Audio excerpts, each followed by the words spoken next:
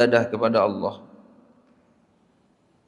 baik itu ibadah yang kaitannya hubungan kita vertikal hablum minallah, ataupun ibadah yang kaitannya dengan sesama makhluk Allah, hablum minannas.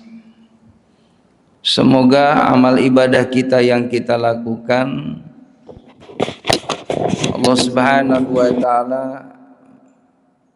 memberikan balasan kepada kita dengan balasan yang berlipat ganda dari Allah Subhanahu wa taala, yang kelak nanti menjadi kebanggaan kita di hadapan Allah dari amal soleh kita yang kita perbuat semasa hidup di alam dunia, dan kita layak untuk meraih surganya Allah Subhanahu wa taala. Amin ya rabbal alamin. Salawat dan salam semoga terlimpah curahkan keharibaan Nabi kita Muhammad sallallahu alaihi wasallam, Nabi yang akan memberikan pertolongan kepada kita. Kita butuh syafaat beliau dunia dan akhirat. Di dunia ini jamaah rahimakumullah, kalau kita ingin dipenuhi segala hajatnya, apa yang kita mau dipenuhi sama Allah, jadikan perantaraan cinta kita kepada Nabi Muhammad. Dengan banyak membaca sholawat kepada beliaulah yang menjadikan segala keinginan kita terpenuhi dunia akhirat. Bil Mustafa balig maqasidana, dengan wasilah Nabi Muhammad, balig maqasidana, sampaikan ya Allah keinginan kami, hajat kami, kemauan kami. Waghfir lana ma madha ya wasi'al karami. Kita pun berharap dengan kita mencintai beliau, diampuni segala dosa-dosa kita di hadapan Allah. Karena otomatis kalau kita sudah bersolawat kepada beliau, kita disebut orang yang sudah zikir kepada Allah, karena diawali dengan Allahumma. Wahai Allah, Allahumma ya Allah, salli ala Sayyidina Muhammad. Salawat dan salam semoga terlimpah curahkan kepada Nabi Muhammad. Maka orang yang bersolawat itu dikategorikan dia sudah berzikir kepada Allah, lalu juga sudah menyampaikan salam sejahtera kepada Nabi Muhammad. Maka kembali lagi salam itu untuk kita. Maka tidak mungkin orang yang banyak baca solawat hidupnya tidak dibahagiakan oleh Allah. Allahumma salli ala Sayyidina Muhammad wa ala ali Sayyidina Muhammad. Jamin dimuliakan oleh Allah Subhanahu wa taala. Diawali kita baca suratul Fatihah, mudah-mudahan taklim kita senantiasa mendapatkan pemahaman dari Allah Subhanahu wa taala, juga bisa mengamalkan ilmu Allah Subhanahu wa taala hingga kita memperoleh derajat yang tinggi sesuai dengan janji Allah, yarfa'illahu alladhina amanu minkum walladzina utul ilma darajat.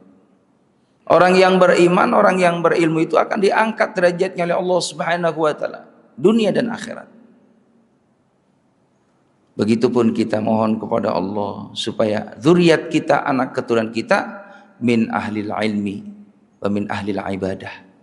Hadhihi niyyah ala kulli niyatin salih hadratir rasul wa niyatil maqbul. Al-Fatihah.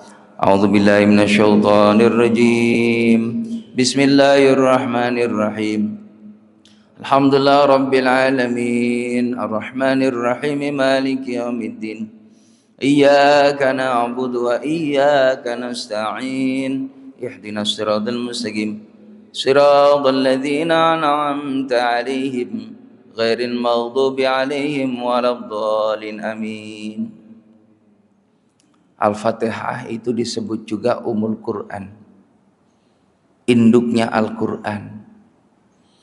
Maka kalau kita mendawamkan itu suratul Fatihah, kalau orang-orang soleh itu jamaah rahimakumullah, ya, orang-orang sufi, orang-orang ahli hikmah, itu beliau selalu mendawamkan membaca suratul Fatihah. Ada yang 100 kali, ada yang 1000 kali. Karena memang khasiatnya luar biasa. Ya, saya diijazah oleh guru saya itu, kalau kita punya badan yang kurang nyaman, atau anak kita kurang sehat, bacain Fatihah. Siapkan airnya. Ya Allah, Fatihah yang saya baca mudah-mudahan jadi obat. Karena Al-Quran itu menjadi syifa'un wa rahmatul lil mu'minin. Al-Quran itu diturunkan menjadi syifa'un, penawar, jadi obat. Obat lahir maupun obat batiniah. Jadi kalau ada badan yang kurang sehat, sebelum kita syariat ke dokter atau minum obat, coba kita awali dengan baca suratul Fatihah. Suratul Fatihah lima quri alahu, kata Nabi. Al-Fatihah itu tergantung niatnya buat apa. Kalau niat buat obat jadi obat, maka kalau kita kurang sehat atau anak kita kurang sehat, baca suratul Fatihah. Kalau kata guru saya, satu napas di hati aja atau dilafadzkan. Bagusnya dilafadzkan supaya ada pengaruh pada air itu. Al-Fatihah. Bismillahirrahmanirrahim. Alhamdulillah. Iyyaka na'budu wa iyyaka nasta'in. Ghairil maghdubi 'alaihim waladdallin. Minta sama Allah. Diiringi dengan doa-doa yang dari Rasulullah. Rabbana si'adhibal ba'syi ishfi anta syafi la shifa illa shifauka shifaan la yughadiru saqam. A'udzu bi'izzatillahi wa qudratihi min syarri ma ajidu wa uhadiru. Diminum airnya. Lalu kalau ada yang sakit, tempelin yang sakitnya mana. Itu doa dari Nabi. A'udzu bi'izzatillahi wa qudratihi min syarri ma ajidu wa uhadiru. Itu doa dari Nabi. Maka insya Allah ini air jadi obat. Fatihah. Makanya dalam Al-Quran jamaah rahimakumullah yang 114 surah itu termasuk diantaranya Al-Fatihah ini surat yang ditakuti sama syaitan. Jadi ketika turun surah Al-Fatihah, syaitan itu menjerit. Karena keutamaannya luar biasa Al-Fatihah itu. Itu mencakup tentang akidah, ibadah, juga akhlak di dalamnya. Ada pernyataan iyyaka na'budu wa iyyaka nasta'in. Kepada engkau kami menyembah dan kepada engkau kami mohon pertolongan. Itu mencakup daripada akidah, ibadah, permohonan. Beribadah hanya kepada Allah, minta hanya kepada Allah. Maka bagaimana setan enggak, iya kan, enggak iri sama Fatihah ini. Pasti kalau umat Nabi Muhammad baca suratul Fatihah, banyak keutamaan di dalamnya. Di surah Al-Fatihah bagaimana minta supaya diberikan petunjuk, ihdinas siratal mustaqim. Ini wajib Pak, kita orang Islam ini 17 kali wajib membaca Al-Fatihah. Wajib membaca Al-Fatihah. Jadi kalau enggak baca ya dosa. Kapan Fatihah dibaca? Dalam sholat. La sholata liman lam yaqra'ul Fatihah. Tidak ada sholat bagi orang yang ketika sholat enggak ada Fatihah dibaca. Nah, maka jamaah rahimakumullah, kalau kita jadi makmum, maka dengarkan dulu ketika imam baca suratul Fatihah, kita yang doa iftitah. Ya, iftitah selesai, dengerin dulu tuh. Sampai selesainya Fatihahnya imam. Ketika imam ghairil maghdubi 'alaihim waladdallin, sunnah kita amin. Termasuk imamnya juga sama, baca amin. Karena ketika kita sholat berjamaah, imamnya membaca Fatihah, lalu setelah waladdallin jawab bareng-bareng amin, bersamaan para malaikat juga sama mengamini aminnya ketika dibaca oleh Fatihahnya imam. Makanya itulah keistimewaan berjamaah yang tidak diberikan keistimewaan ini kepada umat Muhammad kecuali orang yang sholat berjamaah. Dan orang yang sholat berjamaah, kata Imam Ghazali, ini bisa dipastikan diterima sholatnya oleh Allah. Diterima sholatnya oleh Allah. Sebab kalau sholat sendirian jemaah rahimakumullah bisa jadi dapat satu derajat pun, satu kebaikan, Allah alam bisawab. Karena sholat kita kemana-mana kadang. Imam Syafi'i rahimahullah, beliau mengingatkan kalau lagi sholat ini ingat-ingat. Setan mulai itu ngebujuk, ngegoda.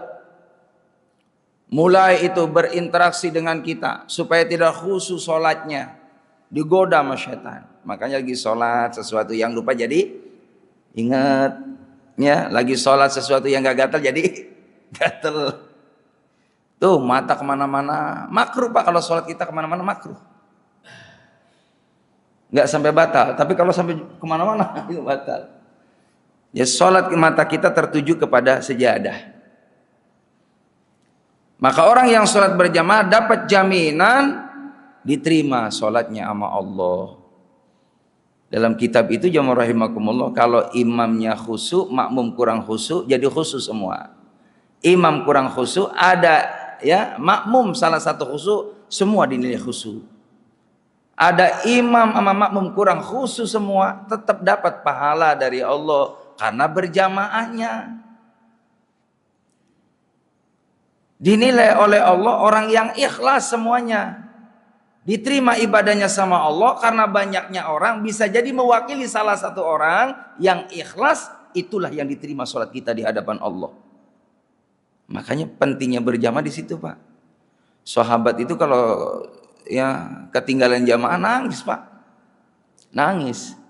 Beda sama kita, ya kita ketinggalan jamaah Pak, lagi ngitung duit, ya kan 100 juta, bukan nangis, kita ngitung duit, ya kan, alhamdulillah dapat rezeki nomploknya 100 juta, padahal di mana-mana masjid udah mulai azan, udah sholawatan, udah qomat, tapi kita asik dengan dunia.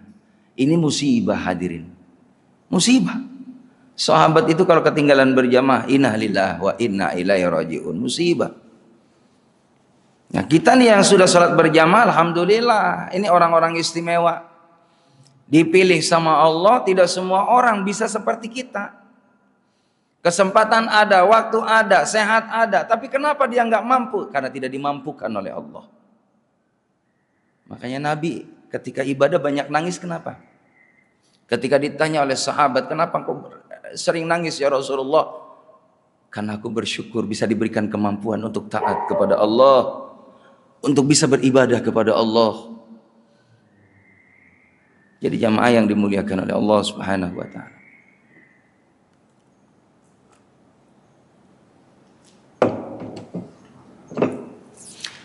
Kajian pagi ini saya akan sampaikan mengenai tentang bagaimana untuk mencapai suatu ketenangan dalam hidup. Karena yang namanya ketenangan ini dibutuhkan oleh kita semua.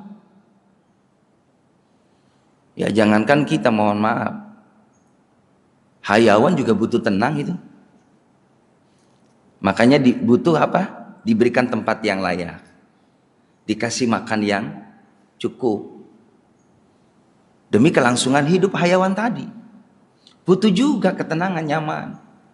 Kucing tidur nggak mau diganggu Pak, nggak mau.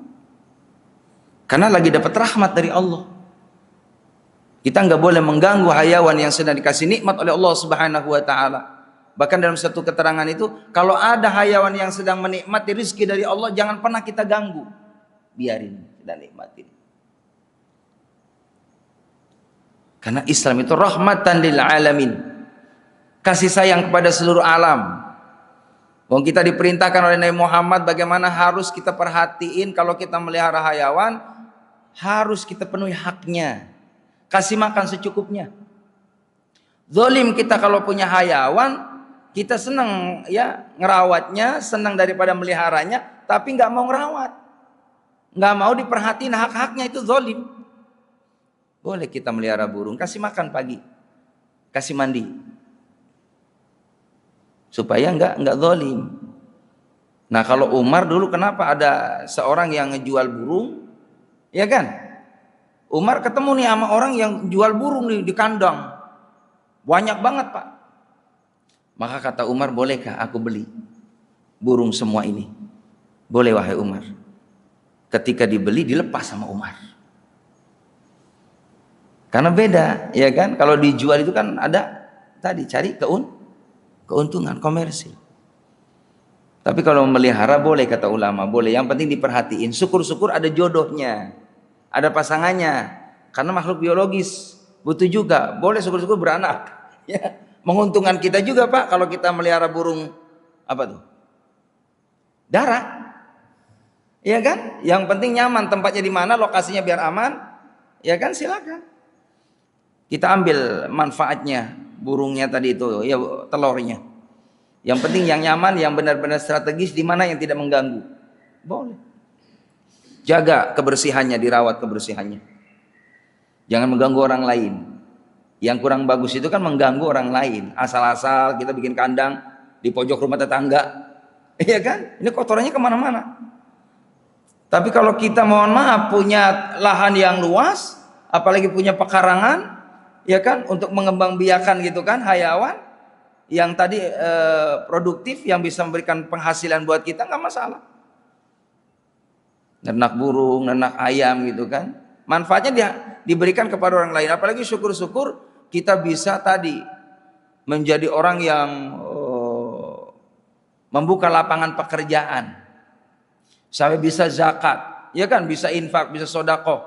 Asal niatnya baik, semua dinilai kebaikan oleh Allah Subhanahu wa taala. Asal niatnya kemaslahatan untuk orang banyak, dinilai kebaikan di mata Allah Subhanahu wa taala. Khairan nas anfa'uhum linnas, sebaik-baik manusia adalah orang yang memberikan manfaat untuk orang lain. Hadirin jamaah yang dimuliakan oleh Allah Subhanahu wa taala. Jadi yang namanya ketenangan itu kita sangat butuh dalam hidup. Dan sumber ketenangan itu adalah dari Allah.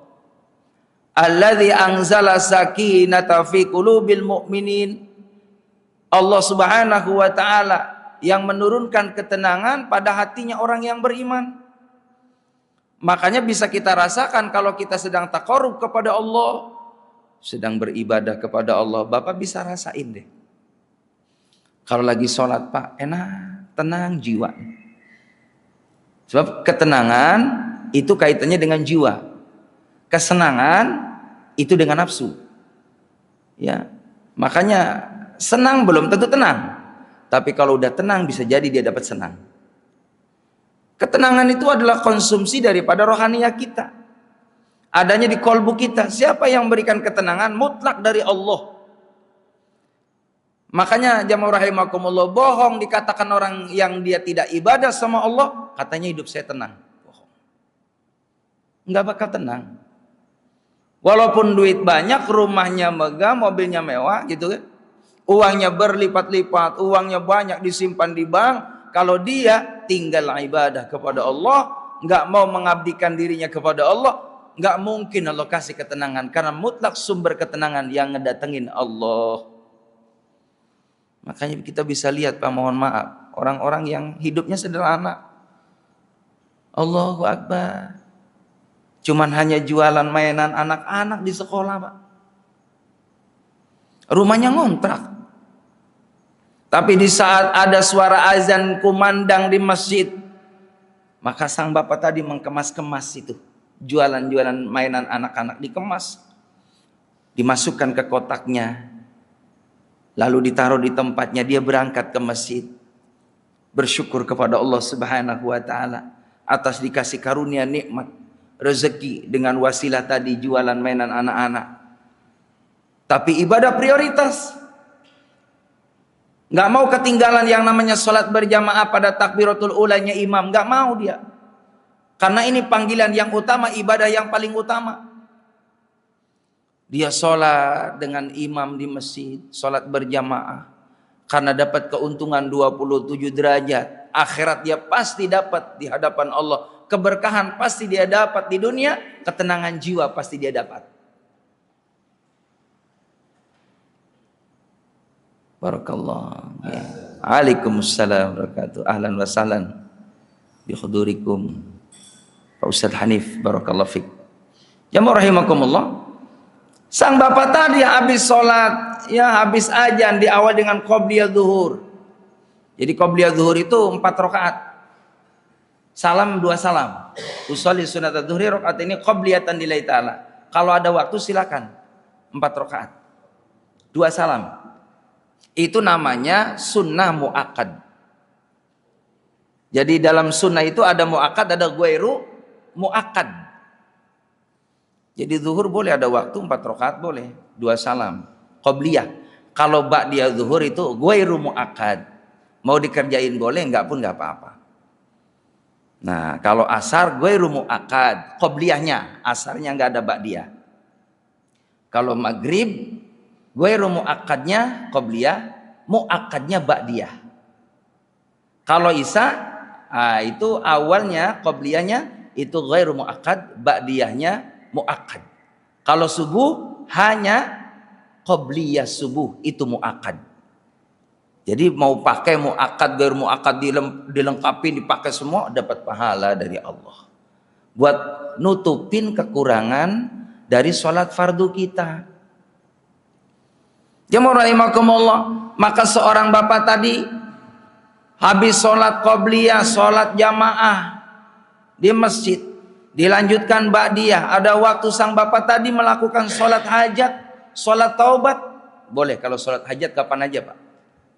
Bapak mau sholat hajat kapan aja boleh, kecuali 2 waktu, ba'da subuh dan ba'da asar nggak boleh. Kalau hajat mah silakan kapan aja boleh. Bapak ada waktu sholat hajat, bapak ada waktu sholat taubat, sholat mutlak, perbanyak sholat aja, perbanyak sholat. Maka selesai jamaah rahimakumullah, berdoa bersama-sama dengan keikhlasannya, dengan kesabarannya, menjalani bagaimana cerita hidup dari Allah Subhanahu wa taala. Sang bapak tadi di usia senjanya masih tetap istiqomah menjual jajanannya, menjual ikhtiar daripada duniawiyahnya, mainan anak-anak tadi di sekolah, dengan penghasilan 1 hari 50 itu kotornya. Itu belum sarapan jemaah rahimakumullah, belum makan siang sore. Pas dapat pagi, sore udah nggak ada. Yang penting besok saya dikasih sehat aja ya Allah. Saya bisa usaha ya Allah. Biarin saya hidup ngontrak gak masalah ya Allah. Yang penting satu, saya minta ketenangan jiwa. Sang bapak tadi nggak ngeluh.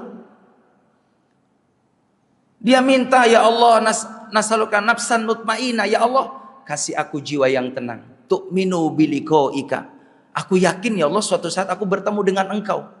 Wa tardha biqadaika, aku ridho apa yang Engkau berikan kepadaku. Wa taqna'u bi'ataik, aku terima rezeki apa yang Kau kasih. Itu yang membuat jiwa kita ini tenang. Itu dalam kitab Nasail Ibad itu dijelaskan. Doa tadi silahkan dibaca. Allahumma inni as'aluka nafsan mutmainnah tu'minu biliqaika wa tardha biqadaika wa taqna'u bi'ataika. Ini juga zikir ini, doa ini kalau dibaca terus rutin setiap habis sholat, insya Allah kita dikasih faqihu fiddin, diberikan pemahaman agama oleh Allah Subhanahu wa taala. Tenang bapak tadi Pak, habis sholat zuhur bersih lahir batinnya. Terus dia duduk di tempat tadi ngejalanin cerita hidupnya. Karena sudah qadarullah. Asar sholat dulu mampir di masjid tadi. Selesai bocah-bocah pada pulang, dia pulang ke rumah. Habis sampai rumah dia ketemu sama istrinya, sama anaknya, nih bapak dapat segini, alhamdulillah kita syukuri aja. Karena memang dari ayah yang ikhlas, dari seorang suami yang tulus, ridho atas ketetapan Allah, ibadah yang istiqomah, di situ ada barokah. Maka keberkahan dari seorang ayah yang soleh ini bisa ditularkan kepada pasangannya, akan bisa ditularkan kepada anak-anaknya. Jadi kalau kita pengen punya istri yang nurut, anak-anak yang nurut, kitanya dulu pengabdiannya yang tulus nurut sama Allah Subhanahu wa taala. Itu buahnya nanti ama istri kita, buahnya ke anak-anak kita, ke cucu-cucu kita. Jamaah yang dimuliakan oleh Allah Subhanahu wa taala. Sang bapak tadi subhanallah, dia menjelang maghrib berkemas-kemas jam 5, berangkat ke masjid jamaah rahimakumullah, salat berjamaah. Yang ada dalam qalbunya adalah mu'allaqun fil masjid. Dia selalu tergantung hatinya, pengen ya Allah kapan saya datang ke rumah Allah, saya pengen sholat berjamaah, saya pengen berharap ya Allah curahan rahmat darimu, ampunan darimu, pertolongan darimu. Tadi yang saya katakan sesuai dengan materi kita, ingin dapat nafsan mutmainah, jiwa yang tenang. Di antaranya orang yang akan dapat jiwa yang tenang adalah intidharus shalah ila shalah, orang yang ngarepin kapan waktunya sholat tiba. Jadi diniatin Pak, kita nih habis sholat subuh niatin, ya Allah saya pengen nanti ketemu sama sholat zuhur. Karena kita nggak tahu ketemu nggak. Tapi kalau sudah diniatin, itu dinilai orang tadi mendapatkan kebaikan, akan dihadirkannya, akan ketemunya sholat zuhur tadi. Kalau toh nggak ada umur, Allah sudah catat orang tadi seakan sudah melakukan ibadah di hadapan Allah Subhanahu wa taala. Itulah pentingnya niat. Ketemu zuhur, alhamdulillah, habis zuhur niatin lagi. Ya Allah, ketemuin saya sama sholat asar.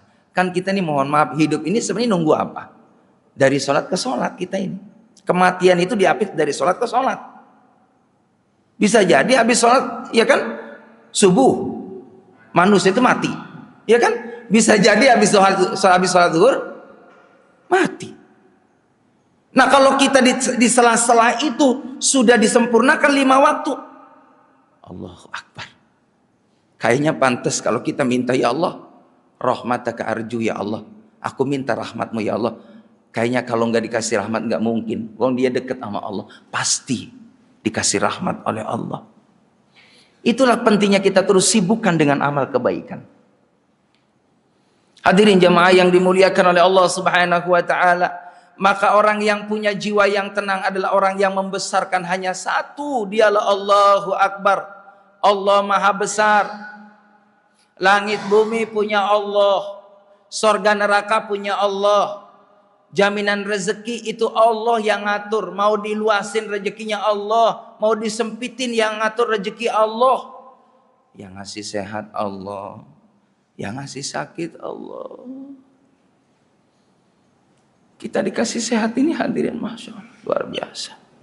Biarin kita mohon maaf duitnya nggak begitu banyak, nggak apa-apa. Yang penting sehat aja ya Allah. Apalah artinya duitnya banyak kalau sakit mulu? Sakit mulu. Punya duit, ngumpulin duit buat berobat. Habis lagi ngumpulin lagi kerja buat berobat lagi. Habis. Itu semua Allah yang ngatur. Kita minta sama Allah yang maha mengatur hidup ini, bagaimana supaya kita diberikan kesehatan yang barokah. Sehat yang barokah. Maka kesehatan yang barokah itu kesehatan yang dipergunakan dalam kebaikan. Langkahnya buat ke rumah Allah, langkahnya buat ke majelis taklim, langkahnya buat silaturahim, langkahnya buat menghadiri silaturahim ke alim ulama. Langkahnya terus kita menebarkan kebaikan buat orang banyak. Ini langkah-langkah yang barokah. Tangan yang barokah selalu terus ingin berbagi kalau ada rezeki, pengennya ngasih. Dan itu perlu dilatih hadirin. Kalau ada hati kita kecenderungan, kalau belum sedekah kayaknya ada yang kurang. Ini udah termasuk orang yang dirahmati Allah. Kalau belum zikir ada yang kurang. Kalau belum ngaji ada yang kurang. Jadi kalau ada orang yang kurang dalam kebaikan, ini tanda orang dipilih sama Allah. Tapi kalau orang udah jauh dari kebaikan, zikir malas, baca Quran malas, ke majelis taklim malas, sholat di awal waktu ya malas, ada apa nih hati kita nih? Jangan-jangan Allah berpaling dari kita, enggak dipilih. Nafsan mutmainah, jiwa yang tenang adalah jiwa yang terus mengagungkan Allah. Allahu Akbar, Allah Maha Besar. Maka apa yang kita punya ini semua kecil. Hilangkan sifat kesombongan, yang merasa diri aku, semuanya aku. Ini rumah punya aku, bukan punya Allah. Ini kendaraan punya aku. Duit punya aku, ini pasangan punya aku, anak punya aku, semua popularitas punya aku. Hasil kerja kerasku, iya, kita hanya bisa usaha, ikhtiar, tapi hakikatnya yang ngasih jalan semua itu Allah. Bukankah ada orang yang rumah tangga, mohon maaf, sampai puluhan tahun sampai nggak ada, tapi dia nggak punya tempat tinggal? Bukankah ada orang sudah rumah tangga nggak dikasih anak? Ada. Jemaah rahimakumullah. Bukankah ada orang yang ketika dari kecil sampai tua dia dikasih sakit sama Allah? Saya lihat itu jemaah rahimakumullah di internet, itu ada di luar negeri seorang dari bayi Pak sampai usia 60 tahun dia mengandalkan alat bantu di dalam mesin dia hidup, dipompa jantungnya. Itu harganya miliaran hadirin. Demi hidup. Dia nggak bisa aktivitas. Nggak bisa sekolah. Sekolahnya dipanggil. Kebetulan dia orang mampu. Dan ingat ya rahimakumullah, la yukallifullahu nafsan illa usaha. Allah tidak membebani. Allah hadirkan yang namanya ujian itu sesuai dengan kemampuan. Kalau kita ada ujian tuh kita mampu. Maka jangan pernah ngeluh. Hadepin aja ujiannya. Apapun bentuk ujian. Dikasih sakit, ya udah sabar. Ujiannya melalui sakit. Diuji sama Allah materi, ya sabar. Mampu kok kita menjalani, kita mampu. Diuji bermacam-macam ujian. Ini Allah hadirkan supaya kita tambah dewasa. Supaya kita tambah sadar bahwa kita ini lemah kalau nggak dibantu sama Allah. Itu intinya. Man kita nggak ngeh. Dari macam-macam ayat Allah kadang nggak mengambil iktibar, nggak ngambil pelajaran. Ini yang membuat hati kita ini terus semakin keras, semakin keras, semakin keras. Hingga jatuh jadi orang yang kufur nikmat kepada Allah Subhanahu wa ta'ala. Maka seorang tadi Masya Allah dari kecil Pak. Itu dibeliin sama ayahnya. Siapa sih orang tua yang gak sayang sama anak? Kita nih orang tua sayang banget sama anak. Ibaratnya biarin kita peras keringat banting tulang. Keluar dari pagi pulang sore. Nyari nafkah, yang penting anak kita sehat. Yang penting anak kita bisa sejahtera. Keluarga kita bisa sejahtera. Semua demi keluarga, demi anak. Tadi seorang bapak tadi ngebeliin alat. Dari kecil jamaah rahimakumullah sampai tua, sampai orang tuanya nggak ada, hidup disekat di suatu tempat, pakai alat bantu, hanya kepalanya yang keluar. Bapak boleh dilihat tuh di YouTube. Ada seorang yang memang dari kecil sampai tua, dia ada di suatu tempat hanya butuh bantu napas tadi. Makan diantri nama keluarganya. Hidup nggak bebas hadirin. Allahu Akbar. Tapi apa ya ketika ditanyain, kenapa bapak kok selalu tegar? Ya bagaimana saya nggak sabar, nggak tegar? Memang ini sudah cerita hidup saya. Saya masih bersyukur. Saya masih dikasih hidup, masih bisa nikmatin makan walaupun terbatas gerak saya. Itulah pelajaran buat kita jemaah rahimakumullah, kita yang diberikan leluasa oleh Allah, dikasih fisik yang sempurna, bisa beraktivitas keseharian kita di mana-mana, bisa bekerja, bisa berkumpul dengan keluarga secara bebas, bisa menikmati alam secara bebas. Bagaimana kita tidak mau bersyukur kepada Allah Subhanahu wa ta'ala? Maka itulah yang membuat tenang jiwa kita, selalu tafakur. Melihat ayat Allah, Rabbana ma khalaqta hadza batilan subhanaka faqina adzabannar. Tambah iman kita kepada Allah Subhanahu wa ta'ala. Jadikan pelajaran semua apa orang yang kita lihat nih. Yang kita lihat semua orang ini makhluk Allah, jadikan pelajaran. Jamaah yang dimuliakan oleh Allah Subhanahu wa ta'ala. Lalu yang kedua, bagaimana supaya dapat nafsul mutmainah, jiwa yang tenang? Supaya kita ini terus hatinya tenang. Jangan pernah cari musuh. Niatin jangan sampai ada musuh di dunia ini. Kalau memang ada orang musuhin kita, doain dengan kebaikan. Bapak, kalau kita nih punya musuh, mohon maaf, nggak tenang hidup. Bapak rasakan, itu fitrah. Apalagi mohon maaf, yang kita nggak sukain itu depan kita, samping kita, nggak nyaman kita. Kita nih butuh sama orang. Kalau kata orang bijak, perlu kita renungi bagaimana kita lahir dalam keadaan kita butuh orang. Meninggal pun butuh orang. Kita lahir yang mau rahimakumullah butuh dimandiin sama orang tua kita, dipakein baju sama orang, disuapin.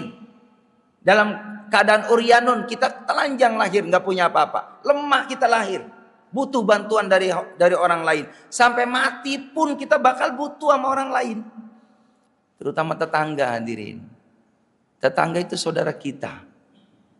Jangan berlama-lama kita diam-diam sama tetangga. Bikin gak tenang hidupnya. Kan kata Nabi, orang yang bahagia itu diantaranya al-jarus as-saleh, punya tetangga-tetangga yang nyaman, yang saling pengertian, menghargai, ya, saling membantu, udah nyaman kita hidupnya. Tapi kalau punya tetangga depan, kanan, kiri, belakang, nggak nyaman sama kita, nggak bakal tenang hidupnya. Maka jangan pernah cari musuh. Belajarlah dari Nabi kita Muhammad sallallahu alaihi wasallam. Dari sini barangkali ada yang perlu ditanyakan Pak, dipersilakan.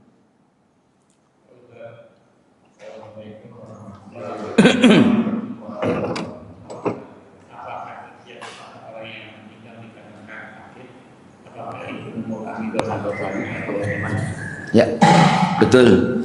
Jadi orang yang ridho ketika diuji oleh Allah atas sakitnya, dia ikhlas. Maka itu penggugur dosa. Bahkan orang yang sakit itu kalau dia berdoa kepada Allah, doanya mustajab di hadapan Allah. Mintalah di saat kita diuji sama Allah. Orang yang diuji oleh Allah dalam kondisi sakit, satu dia harus sabar. Allahumma ja'alni syakur wa ja'alni sabur. Ya Allah, jadikan aku ini orang yang syukur, jadi orang yang sabar ya Allah atas ujian darimu tadi. Ini ya doanya tepat tadi itu doanya. Nafsan mutmainnah tu'minu bi liqaika wa tarda bi qadaika wa taqna'u bi ata'ik. Ini diantaranya doa yang ngepas orang yang diuji sakit tadi, atau diuji dalam kondisi kekurangan materi, ataupun ujian yang lain. Ini doa yang klep ini, yang pas. Orang yang sakit diuji oleh Allah Subhanahu wa taala, ketika dia sabar atas sakitnya, menjadi ladang amal saleh di hadapan Allah Subhanahu wa taala. Dan perlu kita pahami bahwa sakit di dunia ini sementara. Kita akan disehatin sama Allah nanti di akhirat. Kalau seandainya dia, mohon maaf, dia punya penyakit susah untuk mendapatkan obatnya, dia ridho dari sakitnya, dijalani terus hari demi hari sampai dia menghadap Allah Subhanahu wa taala. Ketika dia ridho, dia meninggal dunia dalam keadaan digugurkan dosanya oleh Allah, dan ketika dia ikhlas atas ujiannya dan dia tetap tawakal kepada Allah, iman kepada Allah, bisa jadi caranya Allah untuk menghusnul khatimahkan hamba tadi di hadapan Allah. Dia sakit memang, setahun, 2 tahun, 3 tahun dia sakit, tapi nanti ketika di alam barzah dia dapat nikmat dari kesabarannya. Di akhirat nanti disempurnakan fisiknya oleh Allah Subhanahu wa taala. Itulah orang yang orientasinya akhirat. Orientasinya adalah cari ridha dari Allah Subhanahu wa taala. Begitu ya, Pak. Ya, kita belajar dari Nabi Ayub. Nabi Ayub itu 13 tahun sakit. Nabi Ayub. Sampai dikatakan 21 tubuhnya itu ada tempatnya belatung. Jadi kalau mau ibadah itu dibersihin dulu. Dibersihin dulu. Tempatnya sama belatungnya tadi. Karena itu bagian tubuhnya. Dimasukin lagi. Sabar ikhlas sampai istri yang 4 itu semua minta cerai 3. Yang satu Siti Rahmah. Kenapa wahai Siti Rahmah kau setia dengan aku? Karena aku cinta karena Allah. Orang kalau sudah kaitannya Allah dilibatkan nomor 1, itu semua tidak ada yang jadi beban. Tidak ada yang jadi beban. Siti Rahmah sampai menggendong daripada Nabi Ayub alaihissalam. Nabi Ayub diusir oleh keluarganya. Nabi Ayub diusir oleh satu kampungnya. Tinggal di suatu hutan. Ditemani dengan istri yang tercinta. Apa yang dikatakan oleh istrinya Siti Rahmah? Wahai Nabi Ayub, engkau adalah Nabi dan Rasulnya Allah. Engkau minta sama Allah, pasti dikabul sama Allah. Apa jawaban dari hati yang dalam Nabi Ayub salam? Wahai istriku, aku malu kepada Allah.